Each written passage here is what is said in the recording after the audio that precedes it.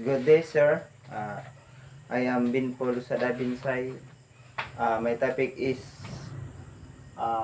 regulating anti-competitive behavior is from the word regulating is sa imo dapat sa usa ka negosyante is makontrol nimo ang usag-usa ka sa imong kakompetensya kung unsa bang ilang mga behavior nila is di ba sila mangilog og mga customer or maay ba sila madali mao na siya sir. O by the end of this section you will be able to sir, analyze restrictive practices is i-analyze nimo kung imo sigurohon pag practice sila sa ilang business nga dili sila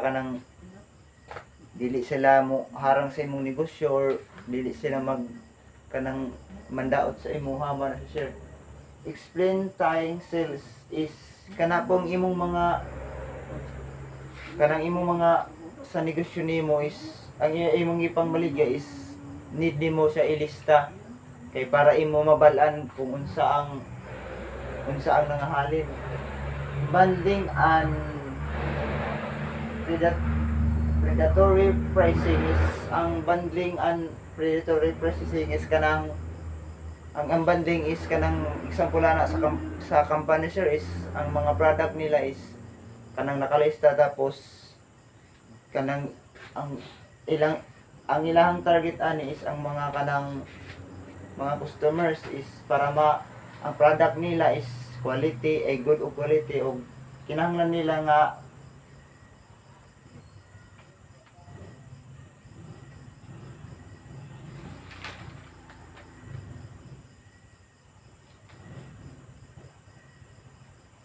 predatory is kanabang wala dili nila maharangan ng imong mga products or items kay para ang imong product is mas ganyo sila is makasave sila o daghan pa na pricing na mas mamalis nila. O evaluate a real world situation of possible and anti-competitive and restrictive practices is i-evaluate nimo imong siyang surion nimo sa dili sa kanang tinuod nga kalibutan kung unsa na ba ang sitwasyon, kung nabay posible na ang mga anti-competitive na imong kanang mahigpit nimo na sila na practice para matudlan nimo sila unsaon pagdala sa usa ka business na kanang mas ma-practice pa sila ug maay pa sila sa madala sa business. Next is restrictive practices.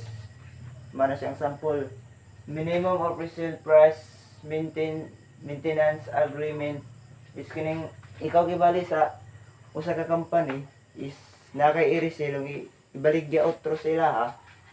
tapos dili sa nimo kinahanglan siya pasobrahan is kanang i-minimum lang nimo og sugot base sa imong price o musugat siya sa imong price na kini sakto lang magaginansya ka tapos maghimo na mong agreement kay kung magkinaunsa ang inyong agreement magpatunay man siya ni agresyaw ni sunod siya nga mao na ang inyong agreement magkinaunsa. Exclusive dealing is nara ang kumayo ba ang imong pakitungo sa business ninyo is kung mayo ang pakitungo sa business is ang inyong business is mulago pa siya. Tying sales is katong mga motosales ang mga imong mga products or items nimo na kinahanglan nimo ilista kay para mabalanse din nimo kung ang imong mga items or products nga nangahalin is kanang nakaginansya ka. Ang bundling is marga punto sa share is nag-refer na sa mga customer na ang imong product good quality is makasave sila o makaginansa pa sila. Price of bundling is usually more appealing is mo gina siya kadagkalan usually kanang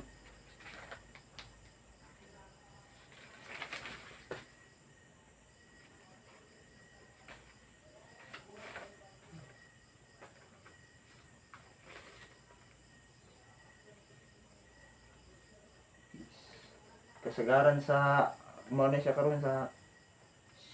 bundling is usually more appealing is kana bang sa imong presyo is kanang makaangay sila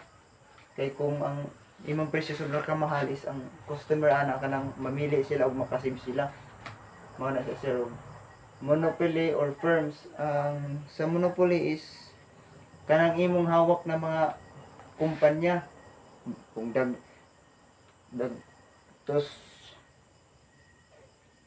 as a firms is kanang ikaw nga firms ang kadtong mga household is ikaw ang mag inganyo sila na tagaan sila ikaw ang maghanap sa ila og trabaho na para mas makatabang ka sa ilaha sa ilang pagtrabaho nga makita nimo ang efforts nila na sa ilang sa pagtrabaho nila sa imuha. Next is engage in anti-competitive and restrictive practices is na panggil na siya na engage yun tungod sa anti-competitive is mao na silang kanang unsaon nimo pag siguro nga ang imong mga gipang tulan sa imong business is na-develop sila. Monopoly or near monopoly, ang near monopoly is kanang duol ra na kanang mga sakop ra sa imo diri na mga business kay para kung ang gusto nila sa kung makaduol man ka sa ka business is dali ra ka maka-organize sila o kung sa kay gusto nimo kuhaon sa ilang business man ato sa specifically Netscape internet and browser in Netscapes is kanang gross nimo kanang imong gipamalit nimo na sa ilagi ka na mga products na para sab ka makasave.